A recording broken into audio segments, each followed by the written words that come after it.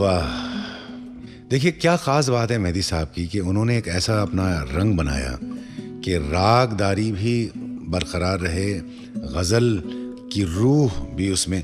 जैसा कि एक वाक़या सडनली मुझे याद आया, 1977 में सलामत अली खान साहब ने बहुत खूबसूरती के साथ मेहदी साहब की गायकी को जोड़ा था। कहने लगे बेटा, एक महफिल के बाद बहुत सारे लोगों ने गाया था, बहुत अच्छा गाया।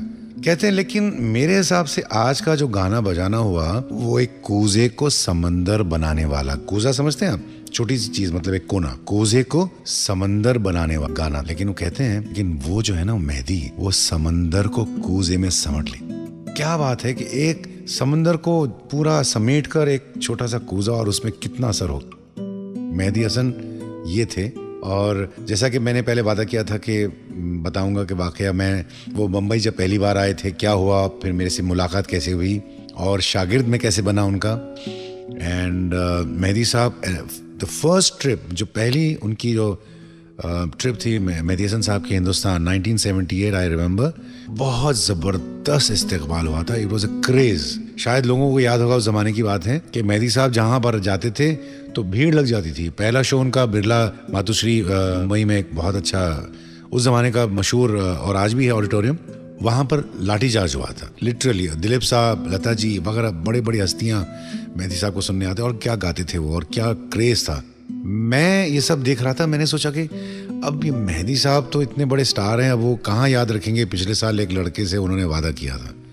आप यकीन कीजिएगा, मुझे फ़ोन आया और पता नहीं कैसे किससे उन्होंने मालूम किया कि मैं यहाँ आ चुका हूँ, और पीर वक्त साहब ने फ़ोन किया मुझे कि तलत मियाँ तुम खान साहब से मिलने क्यों नहीं आए, क्योंकि खान साहब पूछ रहे हैं। तो मैंने कहा कि भाई पीर भाई, वो तो मैं तो समझा कि वो इतने मसरूफ़ हैं। तो सडनली उन्होंने फ़ोन उठाया और कहने लगे तलत मियाँ क्या बात कर रहे हो, तुम्हारे शहर आया हूँ और तुम मिलने नहीं आओगे।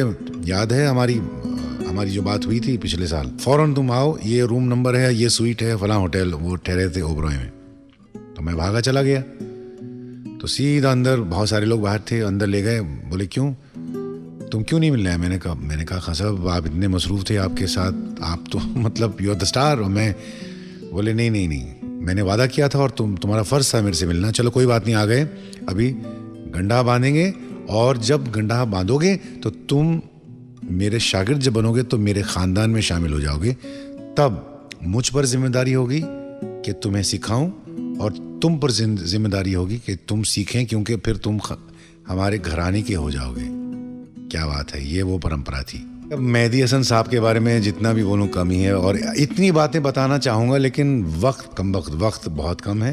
लेकिन याद रखिएगा, अभी हम मिलते रहेंगे, बहुत सारे प्रोग्राम आगे भी आप हर हफ्ते मुझे सुनेंगे। बहुत सारी बातें, बहुत सारे किस्से, वाक़े, क्या बताऊँ, बहुत सारा ज़ख़ीरा मेरे पास पड़ा हुआ है। गज़लों का काफिला चल निकला है, साथ चलिए और सुनते रहिए कारवान गज़ल तलत अजीज के साथ, सिर्फ 92.7 बिग FM पर।